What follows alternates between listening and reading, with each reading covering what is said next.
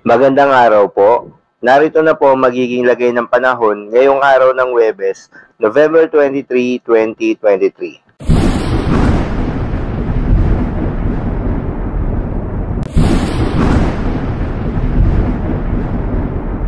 Sa kasalukuyan, bahagyang numipis yung shear line o yung banggaan ng hanging amihan at mainit na hangin na siyang nakakaapekto sa silangang bahagi ng Southern Luzon. At northeast monsoon naman ang nakakaapekto sa natitirang bahagi ng Luzon. Sa kasalukuyan rin, wala ring binabantayan na sama ng panahon o low pressure area o bagyo sa loob at labas ng Philippine Area of Responsibility. Para sa lagay ng panahon sa Luzon, inaasahan na sa Kalayaan Island na lamang ang magiging maulan na may mga kasamang thunderstorm. At northeast monsoon pa rin ang patuloy na nakakaapekto sa Cagayan Valley, Aurora at Quezon.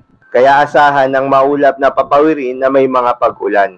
At sa nalalabing bahagi ng Mimaropa at Bicol Region, asahan ng partly cloudy at cloudy skies na may kasamang thunderstorms. At para naman sa nalalabing bahagi ng Luzon, partly cloudy to cloudy skies na may mahinang pag-ulan.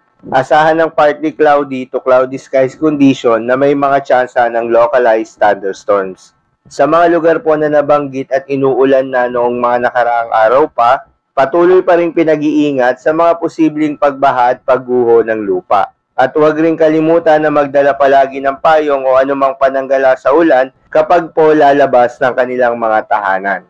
Para sa lagay naman ng ating dagat baybayin, sa ngayon inalis na ng Pag-asa ang mga nakataas na gale warning at inaasahan na lamang ang katamtaman hanggang sa maalon na karagatan sa may Luzon area, ngunit pinag-iingat pa rin ang mga papalaot. So yun lang po muna para sa lagay ng panahon ngayong araw ng Huwebes. Keep safe everyone.